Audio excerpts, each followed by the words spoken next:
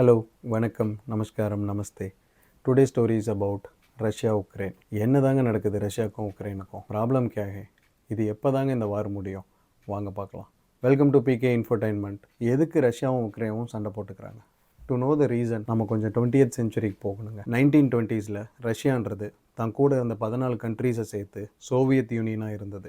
டைமில் வளர பவர்ஃபுல் கூடுதலான ஆளுகளோட சக்தி சோவியத் யூனியனை ரொம்ப ஸ்ட்ராங்காகவும் செக்யூர்டாகவும் வச்சுருந்தது. க்ரோத் வைஸ், எக்கனாமி வைஸ் எல்லாமே சோவியத் யூனியன் ரொம்ப பயங்கரமாக இருந்தாங்க. அது மட்டும் இல்லாமல் தங்களோட பார்டர்ஸையும் அவங்க பெருசு பண்ணிகிட்டே போனாங்க. இதை பார்த்த வெஸ்டர்ன் கண்ட்ரிஸ் தங்களோட சேஃப்டிக்காக அமெரிக்கா கூட சேர்ந்து நேட்டோன்னு சொல்லப்படுற நார்த் அட்லாண்டிக் ட்ரீட்டி ஆர்கனைசேஷனை ஃபார்ம் பண்ணாங்க. நேட்டோவோட ரூல்ஸ் என்ன அப்படின்னா, எனி நான் நேட்டோ கண்ட்ரிஸ் நேட்டோவில் இருக்க கண்ட்ரிஸை அட்டாக் பண்ணால் நேட்டோவில் இருக்க எல்லா கண்ட்ரிஸும் சேர்ந்து அவங்கள அட்டாக் பண்ணுவாங்க. இதனால் நேட்டோவில் இருந்த கண்ட்ரிஸ் எல்லாத்துக்கும் ரொம்ப செக்யூர்டாகவும் கான்ஃபிடென்ட்டாகவும் ஃபீல் ஆகுது. இதை பார்த்த சோவியத் யூனியன் வார்சா பேக்ட் அப்படின்னு தனக்குள்ளே இருந்த 15 கண்ட்ரியும் சேர்த்து ஒரு ஆர்கனைசேஷனை உருவாக்குனாங்க. பட் இங்கே ரூல்ஸ் எதுவுமே கிளியராக இல்லை. சோவியத் யூனியனில் இருந்த கண்ட்ரிஸ் எல்லாத்துக்குமே ரஷ்யா நம்மளை பயன்படுத்தி அவங்க தான் வளர்கிறாங்களே தவிர நமக்கு எந்த ஒரு பெனிஃபிட்டும் இல்லைன்னு ப்ராப்ளம் பண்ண ஆரம்பித்தாங்க. 1991 வார்சா பேக்டை டிஸ்மிஸ் பண்ணாங்க. அதே வருஷம் வார்சா பேக்டில் இருந்த கண்ட்ரிஸ் எல்லாமே சோவியத் யூனியன்லேருந்து வெளியவும் வந்தாங்க. பிரிஞ்சு வந்த கொஞ்ச நாள்லேயே போலாண்டும் மற்ற ராஜ்யங்களும் நேட்டோவில் சேரணும். இதை பார்த்த ரஷ்யா தன்னை சுற்றி இருக்க கண்ட்ரிஸ் எல்லாத்தையும் சேர்த்து சிஎஸ்டிஓன்னு ஒரு ஆர்கனைசேஷனை உருவாக்குனாங்க. Collective security treaty organisation. தனக்கு சுற்றி இருக்க கண்ட்ரிஸ் எல்லாம் சேர்த்து ஒரு பயங்கர அரணா ரஷ்யாவை சுற்றி அவங்க உருவாக்குனாங்க. ஆனால் உக்ரைன் நேட்டோலையும் இல்லாமல் சிஎஸ்டிஓலையும் இல்லாமல் தனியாக இருந்தாங்க. ரஷ்யாவோட எண்ணம் என்ன அப்படின்னா, ஒருவேளை உக்ரைன் நேட்டோவில் ஜாயின் பண்ணால் நம்மளை நேட்டோ கண்ட்ரிஸ் ஈஸியாக அட்டாக் ஆக முடியும்னு நினச்சாங்க. இதுதான் அவங்களோட ஃபர்ஸ்ட் ரீசன். வேர்ல்டுலேயே ஹையஸ்ட் நேச்சுரல் கேஸ் சப்ளை பண்ணுறது ரஷ்யா. செகண்ட் லார்ஜஸ்ட் ஆயில் சப்ளையும் ரஷ்யா தான். இப்படி இருக்கும்போது உக்ரைனில் நேச்சுரல் கேஸ் அண்ட் மினரல்ஸ் இருக்கிறத ஐடென்டிஃபை பண்ணாங்க. அதில் 80% கிரீமியான்ற பிளேஸ்லேருந்து கிடைக்கிறதையும் ஐடென்டிஃபை பண்ணாங்க. இதை தெரிஞ்சுக்கிட்ட ரஷ்யா 2014 கிரீமியாவை தனக்குள்ளே சேர்த்துக்கிட்டாங்க. அப்போ இருந்த பிரசிடென்ட் ரஷ்யாவுக்கு சப்போர்ட்ன்றதுனால எந்த பிரச்சனையும் நடக்கல. நேச்சுரல் கேஸ் அண்ட் மினரல்ஸ் இருக்கிறத ஐடென்டிஃபை பண்ணதுக்கு அப்புறமும் உக்ரைனால் வெஸ்டர்ன் கண்ட்ரிஸோட பிஸ்னஸ் பண்ண முடியல. அதனால் அங்கே ஒரு புரட்சியே வெடிச்சிச்சு. அதனால் அங்கே ஆட்சி மாற்றம் நடந்தது.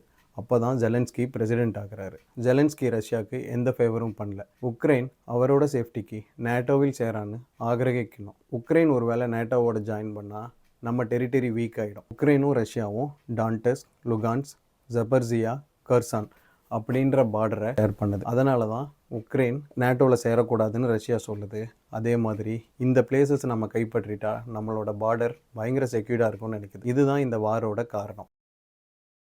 ட்ரம்ப் தன்னோட லாஸ்ட் எலெக்ஷன் கேம்பெயினில் என்ன சொன்னார்னா, if I was a president this war would have never happen. Once I step in to White House I will stop the war immediately அப்படின்னு அவர் தன்னோட கேம்பெயின்லேயே சொல்லியிருந்தார். உக்ரைன்லேருந்து கிடைக்கிற நேச்சுரல் கேஸ் அண்ட் மினரல்ஸ் அமெரிக்காவுக்கு வேணும். இதுதான் அவங்களோட மெயின் எண்ணம்.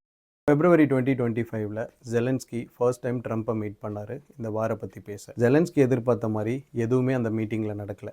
எல்லாமே உக்ரைனுக்கு ஆப்போசிட்டாக தான் நடந்தது. அமெரிக்கா நாங்கள் சொல்கிறத கேட்டு டெரிட்டரி சேஞ்சஸ் பண்ணி இந்த வாரை ஸ்டாப் பண்ணுங்கள், அங்கே கிடைக்கிற மினரல்ஸ் அண்ட் கேஸஸ் எல்லாமே அமெரிக்காவோட டீல் பண்ணுங்கள், இது பண்ணலன்னா உங்களோட எய்டு நிறுத்தப்படும் அப்படின்னு ட்ரம்ப் வார்ன் பண்ணி தான் ஜெலன்ஸ்கியை அனுப்பினார். வார் நிறுத்துறதுக்கான எந்த ஒரு அறிகுறியுமே அந்த மீட்டிங்கில் நடக்கலை. ட்ரம்ப்பும் புட்டினும் அலஸ்காவில் ஆகஸ்ட் 15, 2025 மீட் பண்ணாங்க. அந்த மீட்டிங்கோட அவுட்புட் என்னன்னு ஏதும் கிளாரிட்டி கிட்டிட்டு இல்லை. புட்டினை பார்த்து ப்ரெஸ் எல்லாருமே will you stop killing people, will you do cease ஃபயர்னு கேட்டாங்க. புட்டின் இது எதுக்குமே ரெஸ்பாண்ட் பண்ணல. ட்ரம்ப் என்ன சொன்னார் அப்படின்னா, it's a very productive meeting, நல்ல ப்ராக்ரஸ் நடந்திருக்கு. இந்த மீட்டிங்க்கு அப்புறம் நேட்டோ லீடர்ஸ், EU லீடர்ஸ் ஜெலன்ஸ்கியோட பேசி நாங்கள் அடுத்த கட்ட முடிவு என்னன்னு எடுப்போம்னு சொன்னார். புட்டின் என்ன சொன்னதாக சொல்லப்படுதுன்னா, உக்ரைனை நேட்டோவில் சேர்த்தக்கூடாது, நாங்கள் சொன்ன மாதிரி டெரிட்டரி சேஞ்சஸ் பண்ணிங்க அப்படின்னா இந்த வார நிறுத்த தயார்னு சொன்னதாக சொல்லப்படுது. அது மட்டும் இல்லாமல் ட்ரம்ப்போட ஒய்ஃப் புட்டினுக்கு ஒரு லெட்டர் கொடுத்தாங்க. அந்த லெட்டரில் நீங்கள் நடத்துகிற வாரனால உக்ரைனில் நிறைய குழந்தைகள் இருக்கிறாங்க, இந்த வாரம் சீக்கிரம் நிறுத்துங்கன்னு சொன்னதாகவும் சொல்லப்படுது. புட்டினோட பேச்சுவார்த்தைக்கு அப்புறம் ட்ரம்ப்பு ஜெலன்ஸ்கியை EU லீடர்ஸோட மீட் பண்ணார். ஆகஸ்ட் 18, 2025 ஜெலன்ஸ்கி EU லீடர்ஸோட சேர்ந்து ட்ரம்ப்பை மீட் பண்ணாங்க. இந்த மீட்டிங்கில் UKவோட prime minister, France, Finland, Germany, நேட்டோவோட ஹெட், EUவோட ஹெட் இவங்க எல்லாருமே இருந்தாங்க. ஜெலன்ஸ்கி ஃபர்ஸ்ட்டு ட்ரம்ப்பை ஓவல் ஆஃபீஸில் மீட் பண்ணார். அப்போது ரஷ்யா உக்ரைனில் எந்தெந்த டெரிட்டரி எல்லாம் ஆக்குப்பை பண்ணியிருக்காங்க, இந்த வார்னால எவ்வளோ டேமேஜ் ஆகிருக்கு இது எல்லாத்த பற்றி டிஸ்கஸ் பண்ணிட்டு ப்ரெஸ்ஸை மீட் பண்ணாங்க. ப்ரெஸ்ஸை மீட் பண்ணும்போது ஜெலன்ஸ்கி ட்ரம்ப் கிட்ட இந்த லெட்டர் என்னோட ஒய்ஃப் உங்கள் ஒய்ஃபுக்கு தேங்க் பண்ணி எழுதின லெட்டர், புட்டின் கிட்ட சொல்லி வாரை ஸ்டாப் பண்ண சொன்னதுக்கு அப்படின்னு சொன்னாங்க. அதுக்கப்புறம் ட்ரம்ப், ஜெலன்ஸ்கி, EU லீடர்ஸ் எல்லாம் மீட் பண்ணிவிட்டு ப்ரெஸ்ஸை வந்து பார்த்தாங்க. அந்த மீட்டிங்கோட அவுட்புட்டில் 4 விஷயம் முடிவு பண்ணாங்க. 1, ட்ரம்ப் ட்ரைலேட்ரல் மீட்டிங் அரேஞ்ச் பண்ண போகிறாரு. ஜெலன்ஸ்கி, புட்டின், ட்ரம்ப் இவங்க 3 பேரும் ஃபேஸ் டு ஃபேஸ் உட்காந்து இந்த வார முடிவுக்கு கொண்டு வரதுக்கு என்னென்னு பேச போகிறாங்க. 2வது, செக்யூரிட்டி கேரண்டி. அமெரிக்கா உக்ரைனுக்கு செக்யூரிட்டி கேரண்டி தரதா சொல்லியிருக்காங்க. ஆனால் அது எந்த மாதிரி செக்யூரிட்டின்னு கிளாரிட்டி எதுவுமே கொடுக்கல. 3வது, பிரிசனர் எக்ஸ்சேஞ்ச். இந்த வாரில் உக்ரைனோட சோல்ஜர்ஸை ரஷ்யாவும், ரஷ்யாவோட சோல்ஜர்ஸை உக்ரைனும் அரெஸ்ட் பண்ணி வச்சுருக்காங்க. இவங்களை ரிலீஸ் பண்ணுறதும் முடிவெடுத்தாங்க. 4வது, ஆர்ம் அக்ரிமெண்ட். உக்ரைன் அமெரிக்கா கிட்டேருந்து தங்களுக்கு தேவையான போர் ஆயுதம் வாங்குறதுக்கும் அக்ரிமெண்ட் போட்டாங்க. EU அண்ட் NATO லீடர்ஸ் என்ன சொன்னாங்க அப்படின்னா, இந்த ட்ரைலேட்ரல் மீட்டிங் சீக்கிரம் நடந்தால் வார் சீக்கிரம் முடியும், டெத்தோட எண்ணிக்கை குறையும் அப்படின்னு சொல்லி முடித்தாங்க. ட்ரம்ப் அரேஞ்ச் பண்ண போகிற ட்ரைலேட்ரல் மீட்டிங்கில் ஜெலன்ஸ்கி அண்ட் புட்டினோட டிமாண்ட் ஃபுல்ஃபில் ஆகணும். 2 பேருமே ஒரு ஒப்பந்தத்துக்கு வந்தால் மட்டும்தான் இந்த வார் முடிவுக்கு வரும். We all have to wait when this meeting will happen. அந்த மீட்டிங்க்கு அப்புறமா தான் உக்ரைன் ரஷ்யாவோட வாரோட முடிவே இருக்குது. Let's wait and watch.